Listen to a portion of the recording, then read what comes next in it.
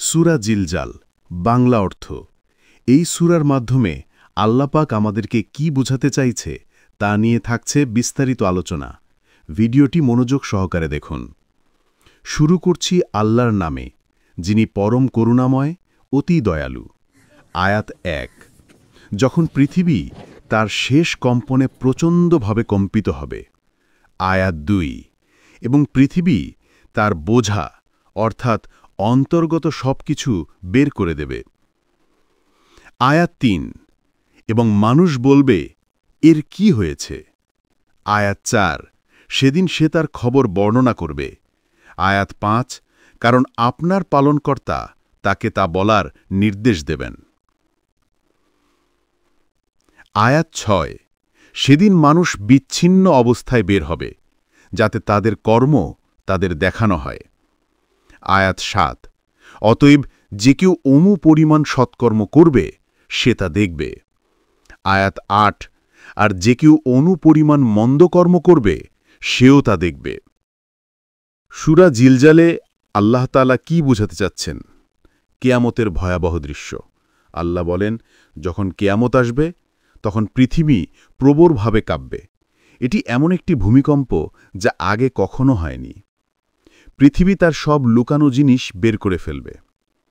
মৃতদেহ, ধনরত্ন, গোপন সব কিছু যা পৃথিবীর ভেতরে আছে সব বের হয়ে আসবে। মানুষ হতবাক হয়ে বলবে, এর কি হয়েছে? এই দৃশ্য দেখে মানুষ ভয়ে বুঝতেই পারবে না কি ঘটছে। পৃথিবী মানুষের সব কাজ প্রকাশ করে দেবে। পৃথিবীর মাটি, জমিন, যেখানে মানুষ পাপ বা ভালো কাজ করেছে, সেই জমিনই সাক্ষ্য দেবে, এই বান্দা এখানে এটা করেছে। আল্লাহর আদেশেই পৃথিবী কথা বলবে সেদিন। সব কিছুই আল্লাহর হুকুমেই ঘটবে, কারণ তিনিই সব কিছুর মালিক। সবাই আলাদা আলাদা হয়ে হিসাবের ময়দানে যাবে। ধনী গরিব সবাই তার নিজের আমলের হিসাবের জন্য দাঁড়াতে হবে। ক্ষুদ্রতম ভালো কাজও হারাবে না। একটি পিঁপড়ার ওজন পরিমাণ সৎকর্ম আল্লাহ ফিরিয়ে দেন। এমনকি ছোট হাসি, ভালো কথা, সাহায্য সবই লেখা থাকে। ক্ষুদ্রতম পাপও সামনে হাজির হবে। ঠিক তেমনি ছোট পাপ যা মানুষ গুরুত্ব দেয় না, সেটাও কিয়ামতের দিন সামনে উপস্থিত হবে। আমাদের জন্য কি শিক্ষা রয়েছে? আল্লাহ সব দেখেন, কিছুই গোপন নয়। মানুষ মনে করে হয়তো কেউ দেখছে না, কিন্তু আল্লাহ এবং পৃথিবী সবই সাক্ষী রাখে। ছোট ভালো কাজকেও গুরুত্ব দিতে হবে। একটুখানি দান, সাহায্য, হাসিমুখ, ভালো আচরণ, এগুলো আল্লাহর কাছে খুব মূল্যবান।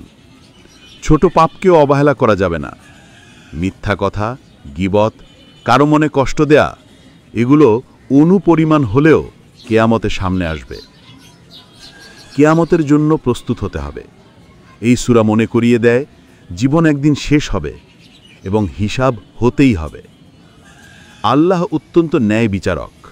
তিনি কারো ভালো কাজ নষ্ট করেন না এবং কারো একটি ছোট পাপও এড়িয়ে যান না। সারসংক্ষেপ, এই সূরা আমাদের মনে করিয়ে দেয়, দুনিয়ার জীবন সাময়িক। একদিন পৃথিবী ধ্বংস হবে, সব কাজের হিসাব হবে এবং ছোট বড় সব আমলই সামনে হাজির হবে।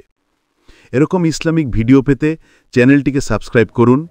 ফেসবুক থেকে দেখে থাকলে ফলো করে সাথেই থাকুন। জাযাকাল্লাহ।